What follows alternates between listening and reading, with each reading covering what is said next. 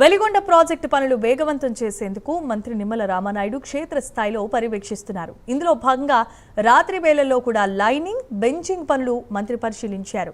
Tunnels లో 19 కిలోమీటర్లు ప్రయాణించి 5 గ్యాంట్రీలతో జరుగుతున్న పనులతో పాటు కార్మికులు యోగక్షేమాలు అడిగి తెలుసుకున్నారు. కొండరాళ్లు, సాఫ్ట్ రాక్ ఉన్న చోట్ల జాగ్రత్తలు తీసుకుంటూ ముందుకు కదలాలని అధికారులు, ఏజెన్సీ ప్రతినిధులకు మంత్రి నిమ్మల పలు సూచనలు చేశారు.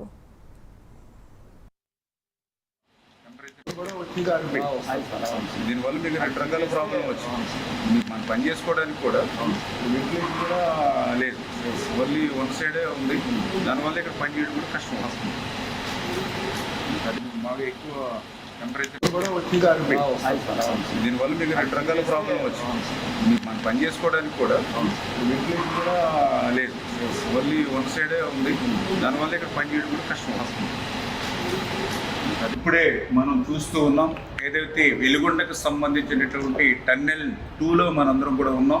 ఇన్ని పనులు మనం పూర్తి చేసినా ఈ టన్నెల్ బోరింగ్ మిషన్ కనుక మనం తీయకపోతే ఒక చుక్క నీరు కూడా మరి ముందుకు వెళ్ళేటువంటి పరిస్థితి లేదు. ఏదో ఒక 10 మీటర్లు 5 మీటర్లు కాదు, తిరుపతి జిల్లా శ్రీ